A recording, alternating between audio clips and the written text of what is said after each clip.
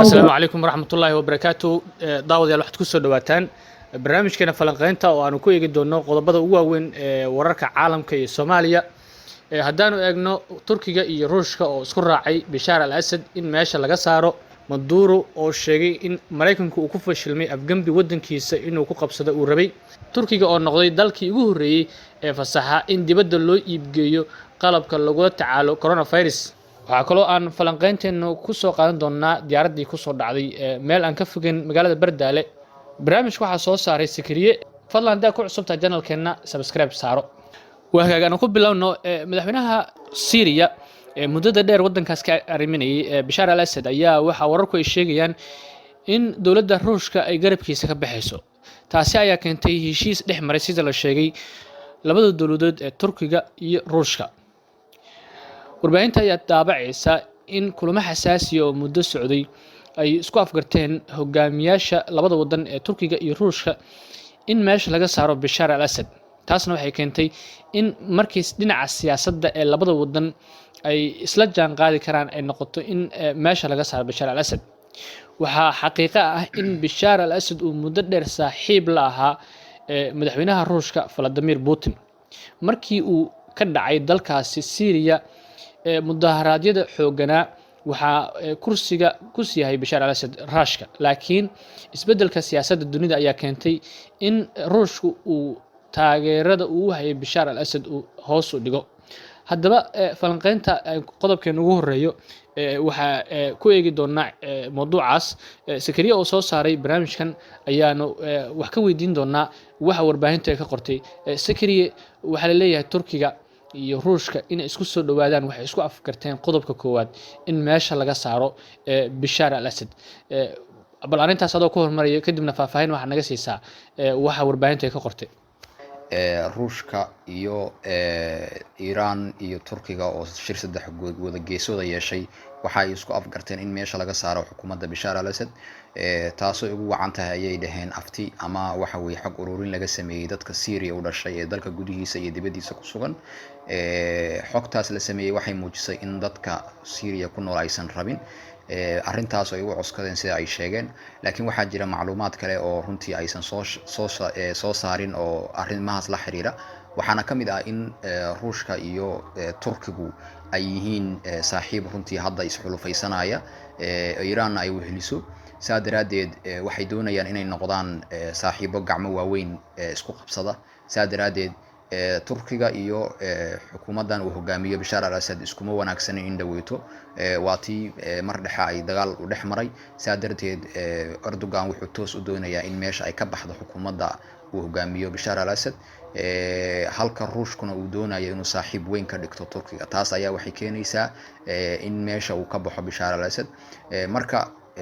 quwad weyn ayaa meesha ka maqan oo Mareykanka ah. Mareykankuna wuxuu mar walba ka soo horjeedaa ra'yiga ay la yimaadaan Ruushka. saa daraadeed horey wuxuu uga soo horjeeday Bashar al-Assad lagamana warhaayo wax wara oo dambe uu ka soo saaray arrintan kamana uusan hadlin wali, laakiin isaga ayaa laga warsugayaa sababtoo ah isagu bariga dhexe waxa uu ku leeyahay saameyn weyn ayuu ku leeyahay. marka loo fiiriyo dhanka siyaasadda iyo dhanka militariga ahna waxa uu ka mid yahay dalalka ugu xooga badan hadduusan ahayn dalka koobaad. saa daraadeed arrintan waa arrin runtii muddo aad u tiro badan ilaa 2011 ilaa hadda la isku hayay. dagaalkaas Syriana waxa uu noqday dagaal aad iyo aad runtii waqti dheeraaday. saa daraadeed lama oga meesha ay wax ku dameyn doonaan, laakiin xaaladdu way isku murugsan tahay. quwadaha ugu waaweyn ee bariga dhexe ku loolama ayaa waxay doonayaan in si toos ah meesha looga saaro Bashar al-Assad. halka Mareykanka oo falagelin weyn ku lehna wali uusan ka hadlin, laakiin waxay u muuqataa in Assad meesha uu ka bixi doono. intaas ayaan ka haynaa wax akhbaar wixii dambe oo ka soo kordhana dib ayaan idin kala wadaagi doonaa insha Allah. dhinaca kale Turkiga ayaa noqday dalkii ugu horeeyay ee fasaxa in dibadda loo iibgeeyo qalabka loogu tacaalo ama lagula tacaalo cudurka coronavirus. Sikriye ayaanu wali studio nagula jooga oo aan wax ka weydiinaynaa isla qodobkaas iyo qodobo kale oo noo soo socda. si kooban qodobkan adigoo aan ognahay xaaladda coronavirus, laakiin qalabkan Turkidu 33 dowladood ay tan iyo markii cudurkan uu dunida bandimaanti ku noqday ay gaarsiisay Soomaaliya kamid ah. wadamo kale oo caalamka ayaa ka mid ah sida la sheegay 33 dowladood la sheegay in Turkidu ay kaalmo gaarsiiyeen marka qalabkan muxuu yahay horta waxaa la ogyahay adduunyadii markan waxaa saameyn weyn ku yeeshay cudurkan coronavirus saa daraadeed Turkigu waxa uu noqday dalka kaliya ilaa hadda wax gabaabsi uusan ku imaan qalabaadkii sida face mask gloveska dharka iyo ventilatorada iyo sariiraha wax gabaabisa kuma noqon warshadihiisi waa ay shaqeynayaan maanta waxaa hadlay wasiirkooda warshadaha waxa uu sheegay in ay dibadda u fasaxeen dhammaan qalabaadka lagula tacaalo coronavirus taasina waxay muujinaysaa awoodda uu Turkigu u leeyahay xaq dhaqaale iyo xaq istiraatiijiba cudurkan coronavirus in uu waxa weeye dunida kala tacaalo ama waxa weeye garab ka siiyo Turkigu waxa uu gacan ka siiyay dalal waaweyn in ay la dagaalamaan cudurkan xagga marka aan fiirino dalalkaasna waxa kamid ah Mareykanka iyo Ingiriiska dalalka ugu awoodda badan caalamka ay ahaayeen saadaradeed waxay codsi soo weydiisteen ama kaalmo weydiisteen Turkiguna waxa uu siiyay gacan weyn ayuu siiyay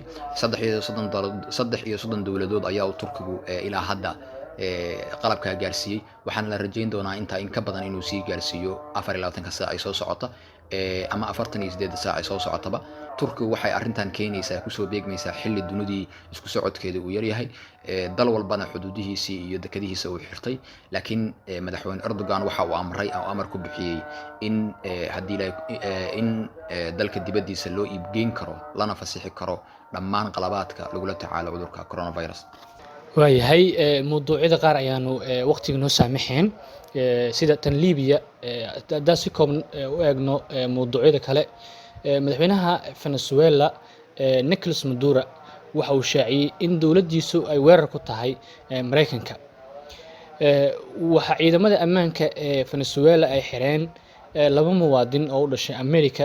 kadib markii laga qabtay sida dowladdu ay sheegtay mid ka mid ah xeebaha dalkaas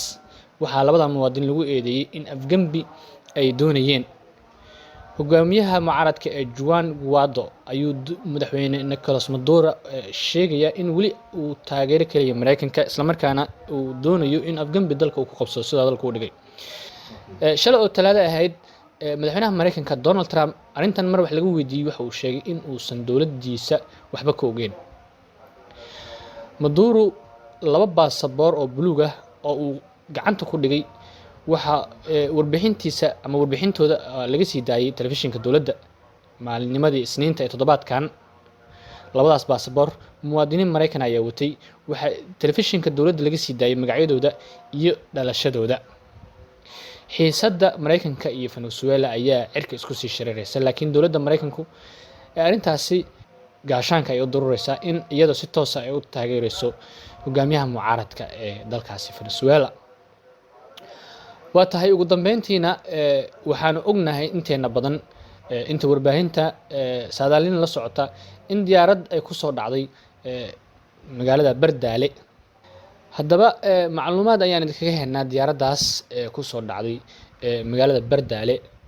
Sakariye ayaa mawduucan isha ku hayay wararkii ugu dambeeyay laga qoray iyo xogaha aanu ka helayno Sakariye adoo hal daqiiqo ku soo koobay mawduucan ku aadan diyaaradda ku soo dhacday Bardaale diyaarad ay leedahay shirkadda loo yaqaano African Express ayaa waxay ku soo dhacday meel u dhow garoonka diyaaradaha ee Bardaale goobta ay ku soo dhacday waxaa deganaa ciidamada Ethiopia ee howlgalka u jooga Soomaaliya ee ka tirsan Amazon markii ay arintaas dhacday waxa soo baxayay warar iskhilaafsan oo ka soo baxayay diyaaraddaas qaabka ay u dhacday laakiin wararka ugu dambeeyay waxay sheegayaan in shirkadda African Express inay xaqiijisay in ay ka dambeysay ciidamada Ethiopia ay ka dambeeyeen gantaal ay ku dhufteen shirkadda African Express waxa ay xaqiijisay in ciidamada Ethiopia ay diyaaraddan gantaal la beegsadeen waxayna sheegeen in macluumaad laga helay sawir uu qaaday satellite-ku ay muujiyeen gantaal inuu ku dhacay diyaaraddaas markii ay gantaalka ridayeen ciidamada Ethiopia waxa la sheegay in ay tijaabinayeen qayb kamid ah hubka halka u yaala laakiin ilaa hadda wax war oo rasmi lagama hayo shalay oo bishu ay tahay 5 waxa tagay wasiirka duulista hawada Soomaaliya Maxamed Salaad Omar iyo wafdi uu hogaaminayo diyaaraddan sidaan wada ogsoonahayba waxa ku geeriyooday ilaa dad ku dhow 6 qof 6 qof oo ku geeriyooday diyaaradda. waayahay isha ayaan ku hayn doonaa daawadayaal waxaa ka soo kordha diyaaradda ku dhacday degmada Bardaale la sheegay in ciidamada Itoobiya deegaankaas ku sugan hub ay tijaabinayeen in diyaaraddu ay soo riday. haddaba ha moogaan in channelkeena subscribe aad u saarato si mawduucyo iyo falanqeyn xasaasi ah aad u heshid. mahadsanid.